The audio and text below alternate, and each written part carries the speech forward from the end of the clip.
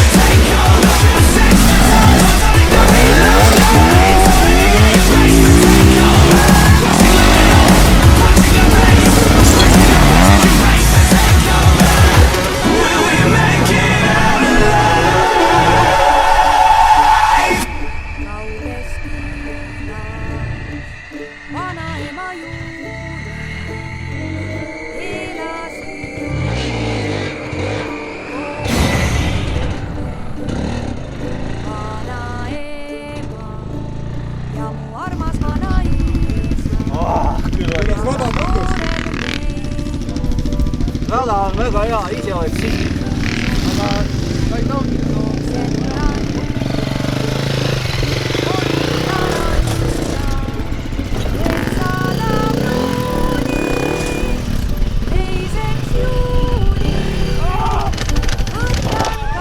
Lasti jääb. Korras. See on ju hea. Korras. Juba on kaks.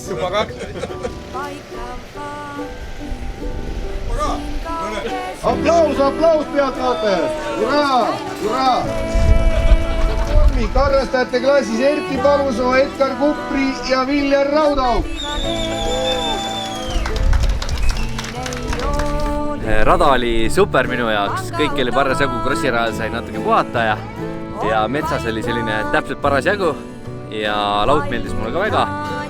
Aga mis mind endale nagu üllatuseks, et ma olin täna esimest korda krossi võistlusel poodiumil. Elus esimest korda. Fännid elasime kogu sõidu kaasa. Kale, tule meiega, tee pilti. Väike võitjaga. Tule siia filmi peale. Sellest tuleb siin. Markus Lehtjõe. Noor kots sõitis sellise rümakaga selle raja läbi. Sellise rümakaga. Väga tuli kots.